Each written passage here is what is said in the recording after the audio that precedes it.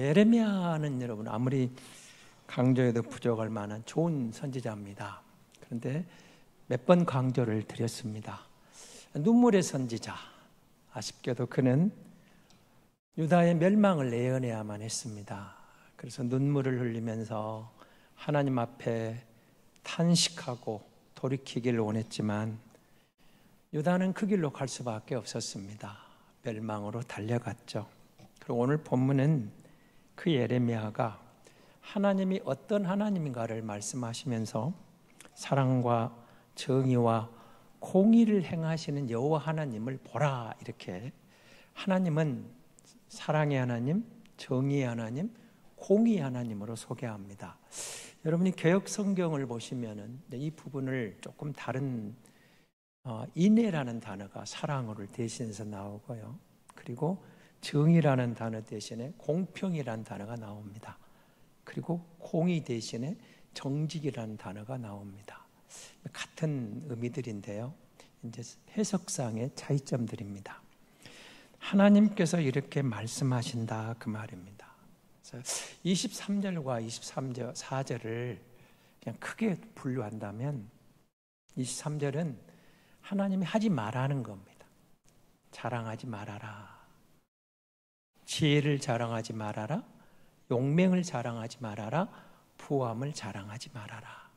그리고 24절은 하나님이 기뻐하신 일을 너희가 명철하다면 여호와를 깨달아 알 것이고 그 하나님의 사랑과 정의와 공의가 등장하는 것이죠. 하나님은 그 일을 기뻐하신다. 그러니까 하나님이 싫어하시는 것으로 앞부분에서 이제 자랑하지 말아라. 이 말은 교만하지 말라, 이런 뜻이게 되겠죠. 그리고 24절에서는 하나님이 기뻐하신 일을 소개하면서 너희가 이렇게 기뻐하시는 그 일을 행하면 하나님이 기뻐하실 것이다. 그럼 여러분 앞부분 한번 봅시다. 겸손하다, 교만하다, 무엇으로 여러분은 판단하십니까? 누군가를 여러분 볼 때 저 사람 참 교만해, 저 사람은 참 겸손해, 이렇게 우리가 말을 합니다. 외부적으로 드러나는 것을 가지고 우리는 겸손하다, 교만하다, 그렇게 평가를 합니다. 사람들은 대개 세 가지 이야기를 하죠. 돈이 있으면 목에 힘이 들어갑니다. 그렇죠? 권력이 있어요. 뭔가 권력이 있으면 또 그 권력으로 자신을 자랑하고 싶어 합니다. 그리고 가진 뭔가 학벌이 좋다, 배경이 좋으면 그걸 가지고 또 자기를 우쭐대려고 하는 그런 경향들이 있습니다. 그러니까 돈도 있겠다, 권력도 있겠다, 학벌도 좋다, 가문도 좋다, 그러면 입이 간지러운 거예요. 좀 알아주라는 겁니다. 나 이런 사람이야 라고 말하고 싶은 것이죠. 그런 사람을 우리가 만나게 되면 참 교만하다, 이렇게 표현을 합니다. 그런데 문제가 있어요. 교만하다 하면서도 우리는 사실 그게 부럽습니다. 돈도 많이 갖고 싶죠? 안 갖고 싶으신가요? 여러분, 권력, 힘이 있고 싶은 사람이 되고 싶지 않습니까? 내가 좀 능력 있는 사람, 힘이 있는 사람. 그렇죠? 여러분 자녀들이 장관이 된다, 싫습니까? 여러분 남편이 CEO가 된다, 사장이 되어 있다, 돈이 있다. 여러분 손자가 인류대학을 가서 학벌이 좋은 데로 가고 나면 우리가 다 부러워하는 것들입니다. 그것 때문에 우쭐대는 사람 만나면 교만하면서도 우리도 그것을 갖고 싶은 마음은 다 있습니다. 그러면 여러분, 그걸 통해서 하나님 우리 주시는 게 뭘까요? 그것을 추구하지 말라, 무시하라, 그런 뜻은 성경에 없습니다. 그 지혜가, 그 힘이, 그 부요함이 어디서 왔는가를 기억하고 하나님 앞에 겸손하라는 겁니다. 그걸 추구하지 말라는 말이 아닙니다. 그래서 여러분 자랑한다. 여러분 자랑은 누구에게 할까요? 상대방이 있어야 자랑합니다. 혼자서 거울 보고 자랑할 수는 없잖아요. 그래서 내게 뭔가가 있으면, 뛰어난 게 있으면 누군가에게 자랑하고 싶습니다. 근데 자랑할 때는 결과적으로 비교하는 거죠. 상대방과 비교해서 더 많아, 더 능력 있어, 더 뭔가 갖고 있어, 알아주기를 바라는 마음, 그 자랑은 결국 뭘로 갈까요? 교만함으로 나아간다는 겁니다. 그래서 성경은 교만하지 말아라, 자랑하지 말아라. 겸손하면 하나님은 때가 되면 높여주시지만 교만은 패망의 지름길이라고 잠언은 우리에게 강조하는 것이죠. 좀 자조 섞인 이야기입니다만은 초등학교 학부모들이 만드는 신조어가 평등사회입니다. 평등사회 좋죠. 근데 그 평자가 몇 평 아파트 사느냐, 등은 당신 아들, 딸은 등수가 몇 등이냐. 그래서 평등사회, 원래의 의미도 평등사회가 됐으면 좋겠지만 고급 아파트 사면 그런 친구는 사귀고 서민 아파트 사면 사귀지 말고, 이게 이제 글 신문에도 올라온 적이 있죠. 친구를 가려 살아라, 사귀어라. 같은 끼리끼리. 그런데 저 아래 낡은 곳에 사는 아파트, 좀 가치가 떨어지는 아파트 사귀지 말아라. 몇 등이냐? 그런 친구는 사귀고 꼴찌 쪽에 있으면 사귀지 말아라. 저도 평등사회 그래서 좋은 줄 알았더니 거기서 말한 평등사회는 자조 섞인 평등사회였습니다. 그런 사회는 아니죠. 하나님이 말씀하시는 사회는 그런 사회가 아닙니다. 그러나 세상은 개인적으로든 교회적으로든 사회적으로든 국가적으로든 나름대로 우울감에 젖어 있습니다. 교회도 소위 말하는 초대형교회 다니면 그 교회에 다니는 것을 자랑합니다. 그러나 개척교회를 다니고 작은 교회를 다니면 어느 교회 다니냐면 이렇게 답을 한답니다. 그냥 동네 교회 다닙니다. 이렇게 말을 합니다. 그럼 대형 교회 다니면 자랑스러운 거고 작은 교회 다니면 좀 뭔가 좀 딸리는 겁니까? 민족도 그러지 않을까? 여러분, 백인 우월주의라는 걸 들어보셨죠? 여러분은 흑인에 대해서 우월감이 있습니까? 근데 착각하지 마십시오. 미국 가면 그런다 합니다. 제가 안 가봤어요. 근데 흑인들이 우리를 더 오히려 무시한다 합니다. 그렇다면 여러분, 우리나라에 지금 외국인이 150만 명, 200만 명이 들어왔다고 그러는데 동남아, 아프리카 쪽 오는 외국인들을 만나면 좀 우울감이 드십니까? 그리고 백인들, 좀 선진국에 있는 사람들이 여러분 앞에 오면 왠지 좀 그 속에서 조금 기가 죽습니까? 국가적으로 여러분 생각해 보십시오. 큰 나라, 대국은 작은 나라 약소 국가를 평등하게 대해줄까요? 그렇지 않습니다. 역사 이래로 모든 국가 간의 조약을 살펴보시면 큰 나라가 주도권을 쥐고 있습니다.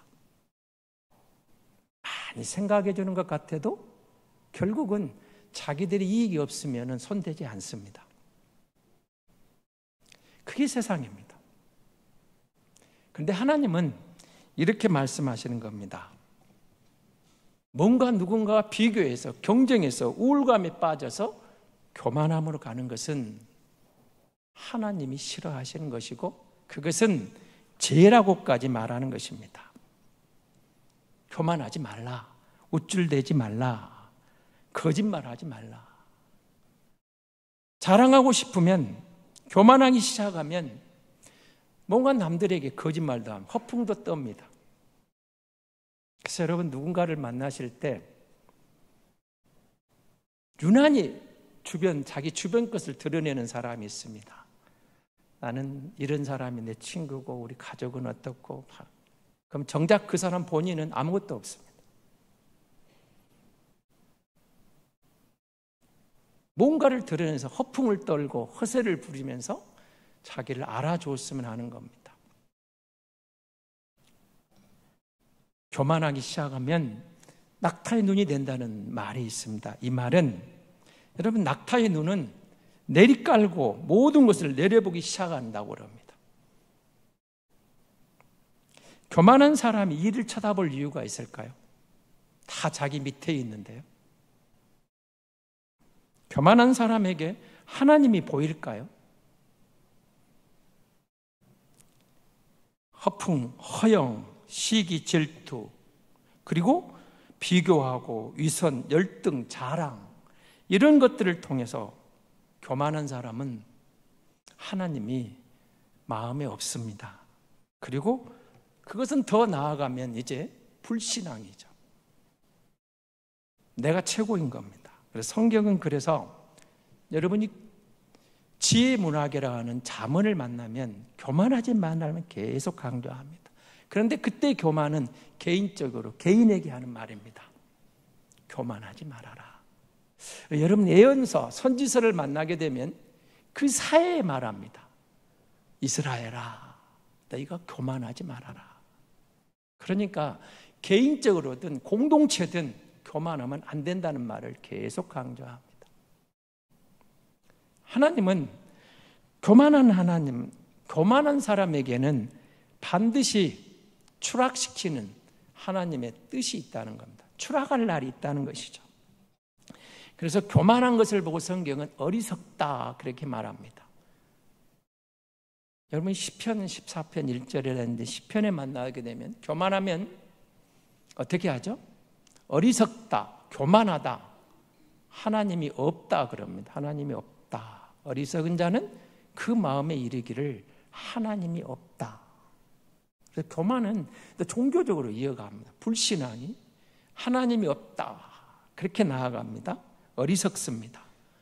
어리석은 자는 하나님을 마음에 둘 마음의 여백이 없습니다. 그래서 여러분, 구약 성경에서 말하는 이 교만, 이 뜻은 히브리어가 가바라는 말인데요. 높다, 높은 데 있다, 위에 있다, 그런 뜻을 담고 있습니다. 여러분, 우리가 흔히 말할 때 낮고 천하다라는 말은 표현을 하죠. 그리고 반대 개념으로 높고 귀하다, 이런 표현을 씁니다. 그러니까 여러분, 높아지면 귀하다는 겁니다. 낮으면 천하다고 그럽니다. 그렇다면 높아지면 떨어질 염려가 있는 겁니다. 그래서 여러분, 우리가 추락할 염려가 있습니다. 교만하면. 높은 데 있으면 떨어질 염려가 있죠. 낮은 데 있으면 떨어질 염려가 없습니다. 대표적인 게 여러분, 바벨탑 사건 아닐까요? 인간들이 점점 높아지려고 하니까 하나님과 같이 되려고 합니다. 하나님보다 더 높아지려고 합니다. 그러다가 하나님의 심판을 받게 되는 거죠. 느부갓네살왕은 하나님보다 더 높아지려고 합니다. 사탄이 아담과 하와를 유혹할 때도 하나님과 같이 된다고 유혹했습니다. 교만하면 언제든지 아래로 떨어지는 비참한 결과를 맞이하게 됩니다. 그래서 성경은 교만하지 말라, 교만하지 말라. 개인적으로든 공동체적으로든 교만하면 안 된다. 하나님께서 우리에게 말할 때 이 교만에 대한 이야기는 우상 숭배 그리고 사회적 불의를 가져와서 책망을 하십니다. 하나님을 떠나니까 우상 숭배가 자연스럽게 들어옵니다.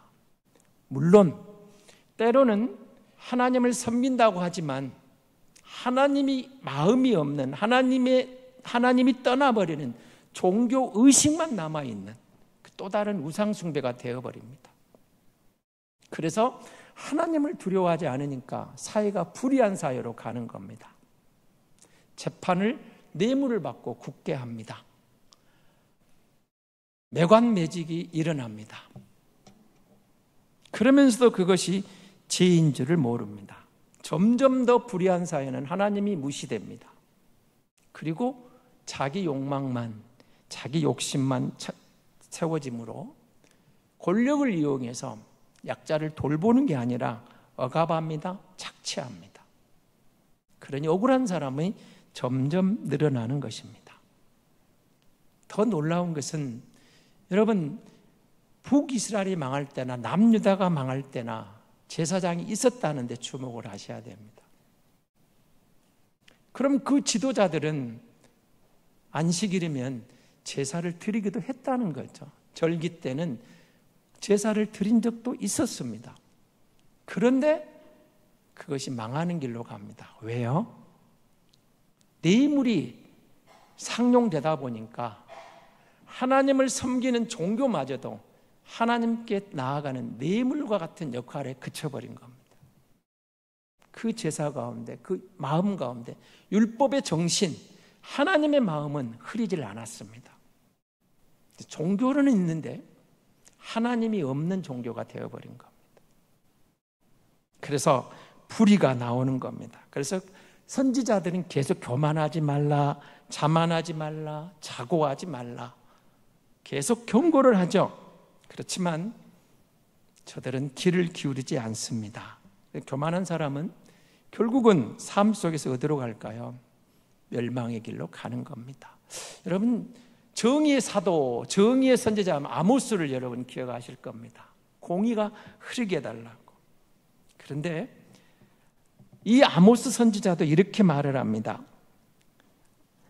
야곱의 자랑, 심판의 메시지를 전할 때 야곱의 자랑이란 특별한 문구가 나오는데요. 내가 야곱의 자랑을 혐오하며 그 궁궐들을 싫어하므로 이 성읍과 그 안에 있는 모든 것들을 대적에게 넘길 것이다. 이런 표현이 나옵니다. 그러면 여러분, 아모스 선지자는 원래 남유다 사람이지만 북이스라엘을 들어가서 그 북이스라엘의 수도인 사마리아에서 예언을 합니다. 그때 왕이 여로보암 2세입니다. 그럼 여로보암 2세 때는 북이스라엘이 가장 번성했던 때입니다. 정치적으로, 경제적으로, 군사적으로 힘이 있던 시대입니다. 그러니까 야곱의 자랑 이렇게 되어 있는 이 장면은 저들이 나라가 번영을 누리면서 국력이 흥왕해 가고 군사력이 있고 이런 것이 높아지면서 자고해졌습니다. 그래서 여러분, 그런 경제적인 번영과 막강한 군사력과 사회적 안정은 자랑거리였습니다. 근데 문제가 생긴 거죠. 그 자랑거리가 어디로 가는 거죠? 하나님으로부터 점점 멀어지는 겁니다. 그래서 오늘 23절이 말하는 지혜를 자랑하지 말라, 용맹을 자랑하지 말라, 그리고 부유함을 자랑하지 말아라. 자, 하나님은 이것이 필요 없다라고 말하신 적은 없습니다. 자랑하지 말아라. 그럼 뭘 말씀하고 싶었을까요? 그 지혜를 누가 줬느냐? 그 용맹을, 그 힘을 누가 줬느냐? 그 부를 누가 줬느냐? 하나님이 주신 것을 안다면 하나님께 영광을 돌리겠죠. 그런데 그 부요함이, 그 능력이, 그 지혜가 교만하게 만들어버렸다. 하나님은 안중에도 없습니다. 이것이면 충분하다는 거예요. 이만한 재력, 이만한 힘, 이만한 뭔가가 있으면 더 이상 하나님이 없어도 된다는 것처럼 스스로 자랑했던 거죠. 하나님이 떠나버린, 하나님이 없는 그런 것들이었습니다. 그래서 그들은 야곱의 자랑, 야곱의 교만, 그들의 대저택은, 그 번영은 하나님의 정의를 무시한 채 약자들의 피와 땀 위에 세워진 폭력의 증거였던 겁니다. 그리고 그들은 자신들이 쌓아오는 그런 것들을 가지고 높은 성공을, 높은 번영을, 그리고 정직과 공의를 두고 얻은 그런 게 아니고 하나님의 정의와 하나님의 공의와는 전혀 상관없는 교만함에서 이루어 놓은 허상이었던 것이죠. 그래서 교만은 아모스가 이렇게 외치는 겁니다. 하나님 없는 왕국을 세워가는 삶에 대해서 그게 교만이라고 지적하는 것입니다.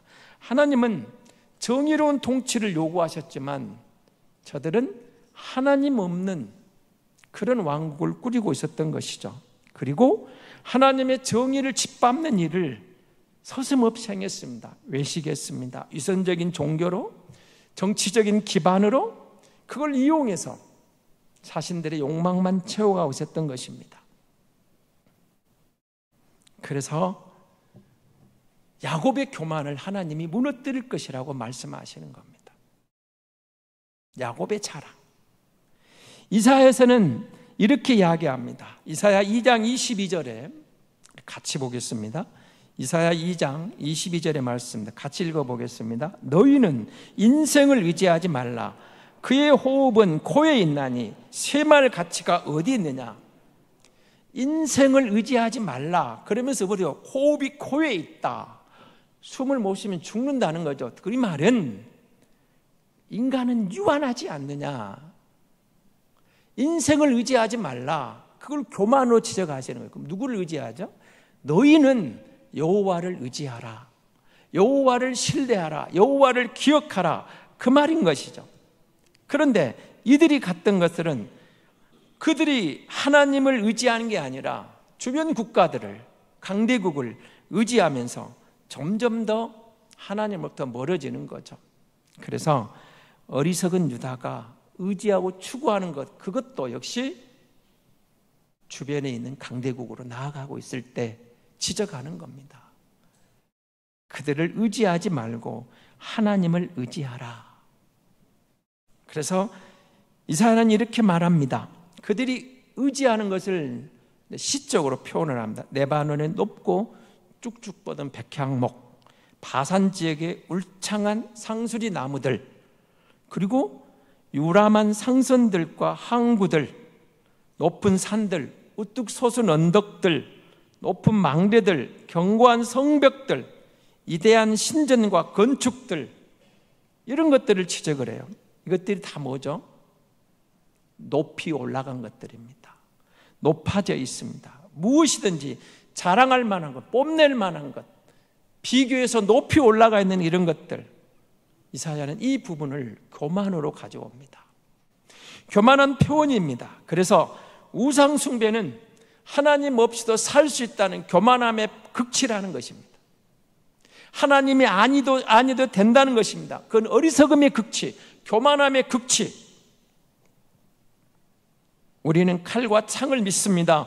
우리는 금과 은을 믿습니다. 군사력이면 됩니다. 경제력이면 됩니다. 하나님 안 계셔도 충분합니다. 그러는 사회를 향하여 애치는 겁니다. 너희가 붙잡고 있는 그 줄은, 그 인생들은 썩은 새끼줄이다.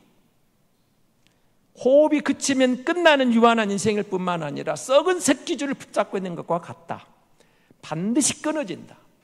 끊어지면 추락한다는 겁니다. 하나님을 의지하라. 그래서 여러분, 하나님은 저들에게 선지자를 보낸 이유가 뭐였을까요? 회개할 기회를 주시기 위함입니다. 많은 징조를 들어서 돌아오라는 겁니다. 돌아오라고 하나님은 그들에게 기회를 주십니다. 이사야 9장 13절에서 이렇게 말합니다. 이사야 9장 13절입니다.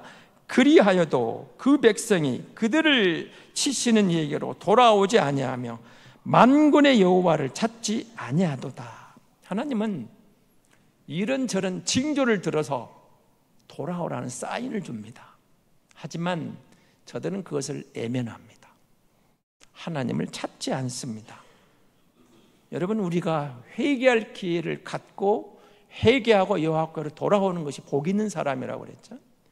회개할 기회를 잡는 사람이 복 있는 사람입니다. 하나님이 기회를 줘도 저들은 점점 더 하나님부터 멀어지면 더 높은 산을 쌓습니다. 높은 성벽을 쌓습니다. 그리고 어떻게 하려고 하죠? 자신들이 하나님이 되려고 합니다. 우리는 하나님 없이도 됩니다. 창조주의 이치에 올라가려고 합니다. 하나님이 없는 그런 사회로, 여러분 에덴 동산에서 저들이 쫓겨날 때 너희가 하나님처럼 될 수 있다, 이 표현은 굉장히 저들에게 매력적이었을 겁니다. 사람이 하나님 없이도 될 수 있다. 하나님을 떠나 살 수 있다. 주님이 우리에게 주기도문을 가르쳐 주시면서 우리를 시험에 들게 하지 마옵시고 다만 악에서 구하옵소서. 왜 이런 기도를 가르쳐 주셨을까요? 그만큼 우리의 삶 속에는 항상 시험이 있습니다. 유혹이 있습니다.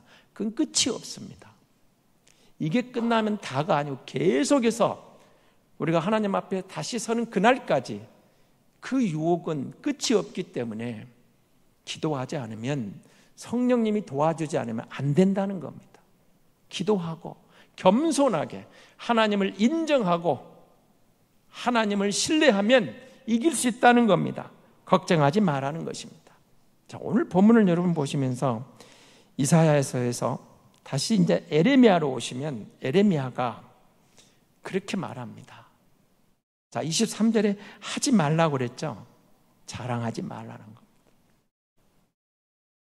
비교해서 자랑하지 말고, 있다고 우울감에 빠지지 말고, 약한 자들을 무시하지 말고, 지혜든 갖고 있는 어떤 용맹이든, 그리고 네가 갖고 있는 부요함이든 자랑하지 말아라. 자랑하지 말아라. 자랑하는 순간에 교만함으로 빠지고, 교만하는 순간에 어리석은 자가 되고, 어리석은 자는 그 마음에 하나님이 없어진다는 거예요. 하나님을 인정할 수 있는 여유가 없어져요. 점점 사라집니다. 그 지혜로, 그 힘으로, 그 부로 하나님을 대적해 하는 겁니다. 하나님을 무시합니다. 내가 갖고 있는 이 지혜는, 내가 갖고 있는 이 부는, 내가 갖고 있는 이 힘은 내 것으로부터 나온 줄로 착각합니다. 그래서 하나님 없어도 돼. 그런데 여러분, 놀랍게도 얼마 전 유명한 하버드 대학 350년 기념식장에서 그 총장이 이런 말을 했습니다. 신입생들에게 여러분, 이 세 가지 목표를 갖고 이 학교에서 이루시길 바랍니다. 그것이 돈과 힘과 평판이었습니다. 좀 놀랍지 않습니까? 에레미야가 말하고 있는 그 말이나 하버드 대학의 총장이 말한 말이 거의 일치합니다. 그때나 지금이나 사람들은 힘 있는 자가 되고 싶습니다. 지혜로운 자가 되고 싶습니다. 뭔가 부를 쌓아서 남보다 더 부유롭고, 남보다 더 힘이 있고, 남보다 더 뭔가 것에서 평판도 없고 명예도 없고 뭐 높아지고 싶은 거예요. 그때도 그랬고 지금도 그러고 있다는 것입니다. 부와 힘과 지혜를 갖고 자랑하고 싶은 것이죠. 그런데 이것들은 사실은 성경은 이렇게 정의를 내립니다. 하나님으로부터 독립하고 싶은 세 가지 형태라고 말합니다. 돈이 있으면 하나님으로부터 독립하려 듭니다. 그래서 여러분, 우리 사회도 보시기 바랍니다. 어려울 때는 여호와께로 돌아와서 철야 예배도 하고 산상 집회도 하고 부흥회도 하고 이웃교회 부흥회 너무 쫓아가고 그랬습니다. 먹고 살만하니까 점점 사라집니다. 기도원이 사라집니다. 산상 집회가 사라집니다. 개교의 부흥회가 사라집니다. 철야 기도가 사라집니다. 하나님 없어도 돼. 먹고 살만하다는 겁니다. 힘이나 권력이 있으면 하나님 없이도 살 수 있다는 교만함이 들어온다는 겁니다. 평판과 지혜가 있으면 하나님이 필요 없어, 이제 됐다고 이렇게 말한다는 겁니다. 그러니까 이 세 가지는 하나님으로 독립하려 하는 그런 위험성이 있기 때문에 하나님은 에레미야를 통해서 내 지혜를 자랑하지 마라, 내 힘을 뽐내지 말라, 내 부를 자랑하지 말라, 그렇게 강조하고 있는 것입니다.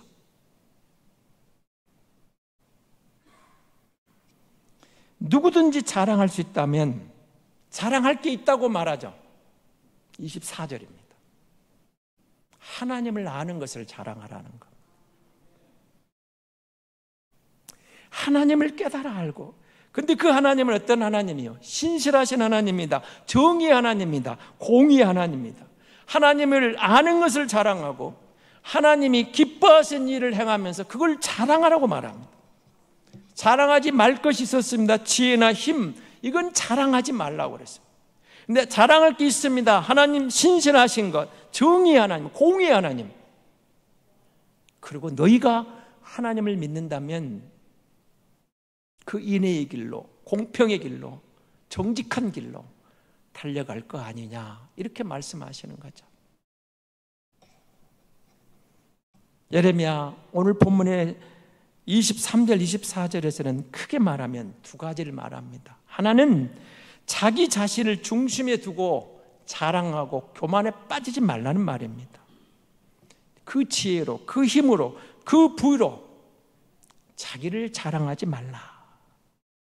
그런데 신실함과 정의로움과 공평함을 통해서 하나님을 자랑하라고 말합니다. 앞에 것은 교만함이고 뒤에 것은 겸손함입니다.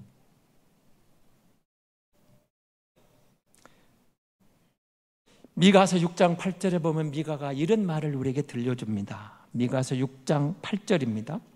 같이 보겠습니다. 사람아, 주께서 선한 것이 무엇임을 내게 보이셨나니 여호와께서 내게 구하시는 것은 오직 정의를 행하여 인자를 사랑하며 겸손하게 내 하나님과 함께하는 것이 아니냐. 겸손하다, 교만하다, 이 표현을 미가는 이렇게 말하는 겁니다. 누구와 동행하느냐? 정말로 너는 하나님과 동행하고 있느냐? 하나님과 동행하면 교만할 수가 없습니다. 겸손하게 돼요. 그런데 하나님 없는 자기 자신을 자랑하고 자기 자신을 의지할 때, 자기 자신만을 드러내려고 할 때 뭐가 나오겠습니까? 자랑거리가 된다는 겁니다. 모든 것이 자기 능력인 줄 압니다. 하나님의 은혜인 것을 놓쳐버립니다. 돈과 평판과 힘을 축적해서 하나님을 떠나려는 유혹으로부터 멀어지라고. 하나님은 우리에게 그렇게 말씀합니다. 하나님을 아느냐? 신실하신 하나님을 너는 정말 아느냐? 정의로우신 하나님을 아느냐? 공의로우신 하나님을 아느냐? 너도 그렇게 살아라. 그것이 하나님이 기뻐하시는 일이다. 이렇게 말씀하시는 것이죠.